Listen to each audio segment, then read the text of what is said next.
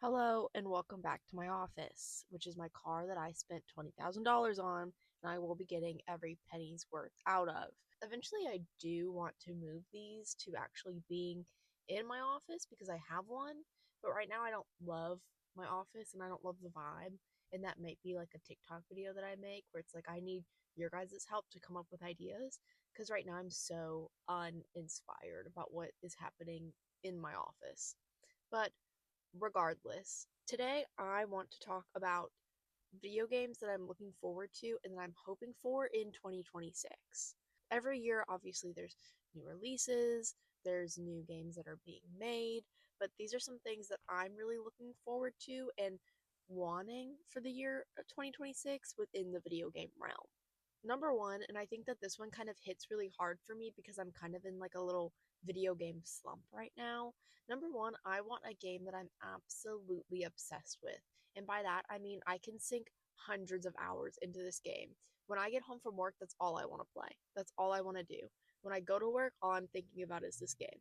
When I'm not at home, all I'm thinking about is this game. I want to be able to sink so many hours and become so obsessed with this game that it's unhealthy, to be so honest. In 2024, kind of going into 2025, it was Palia for me, and I still do enjoy Palia, just not to the extent that I used to.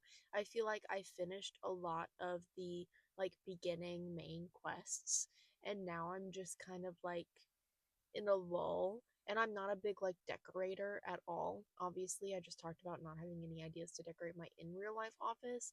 You want me to decorate a home in Palia? Girl, no. So I feel like Palia was what my like obsession game was, and I did sink hundreds and hundreds of hours into Palia, but I just don't have anything like that anymore. And I kind of wanted it to be a game where there were like love interests that I could romance, definitely quests, things that I need to do. And I was like, well, maybe I'll just try out Stardew Valley again, because if you don't know me, I famously don't really like Stardew Valley.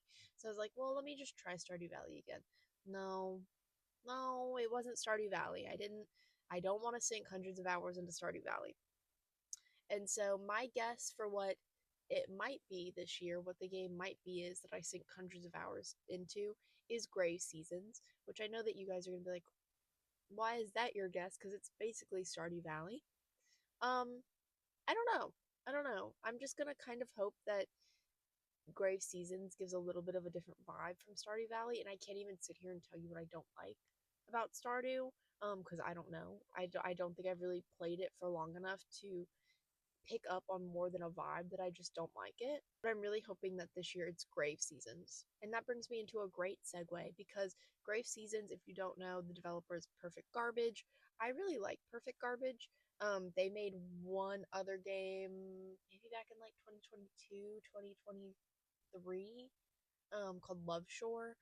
It was more of like a novel your choices matter kind of game, and I really liked that game. I know it doesn't have like the best reviews online, but I really enjoyed Love Shore a lot. And so I know that this company makes like good storylines and things that I'm attached to and I'm invested in. So that's Perfect Garbage, but also Perfect Garbage is the developer, but the publisher is Blumhouse Games.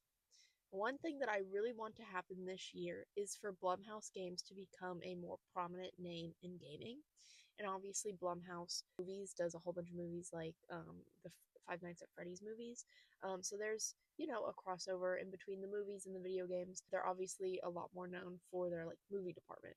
I want their video game department to become just as big because I think Blumhouse does great like independent work. It gives great opportunities to independent video game developers and independent like movie producers, and I love that because not every amazing game is going to come out of a AAA studio. I know this because I'm an indie game player. I don't really love AAA video games.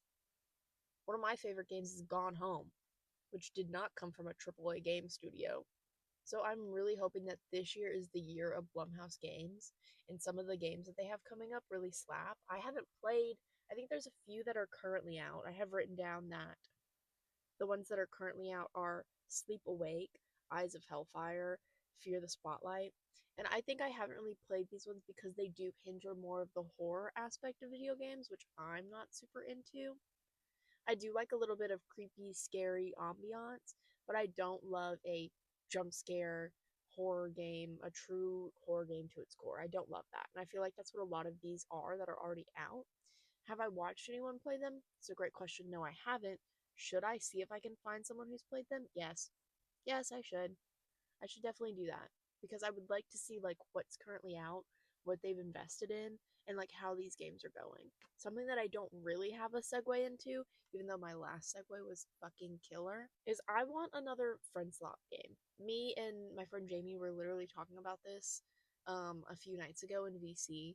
He was like, I really want like another good friend slot game. And I was like, oh my god, me too. I literally have it written down in my notebook that I want one.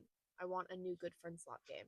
And I know that some developers find the term friend slot to be kind of like they don't want their games associated with that term. But when I think of friend slot, I think of just games that are funny, entertaining, and great to play with groups, like friends, like groups of people, groups of friends. You get what I'm saying. So for me, some of my top friend swap games are Peak and Repo. I love those two games, and I still love those games. I literally played Peak like Monday, and it was great. The developers for Peak, by the way, amazing. So I'm really hoping for another, at least one really good friend swap game. Me and my friends tried RV there yet, and I really enjoyed it and I really liked it, but I feel like it wasn't appealing to everyone in the way that Peak is appealing to everyone. So while I do love RV there yet, which is a newer kind of friend slap game, I want something that everyone is going to become attached to so that I can play it all the time. Because I love spending a good $10, $15 for some little hee hee ha ha's with my friends, right? If I have to spend $10, $15 to, I don't know, get like a few months worth of enjoyment out of a video game with my friends, worth it. 100% worth it. If you guys have any friend slap recommendations that maybe I don't know of, maybe I haven't talked about recently, definitely let me know because I'm always down for video game recommendations. So those are really my top 3 things that I'm looking for within the video game sphere in 2026. Something that I can sink hundreds of hours into. I'm really hoping it's Grave Seasons. And if it's not, I'll be heartbroken. 2, the year of Blumhouse games. I want them to thrive. I want them to grow. I want them to dominate the video game sphere. And 3, another good friend slap game. Maybe something that I can also put hundreds of hours into, or at least maybe 30.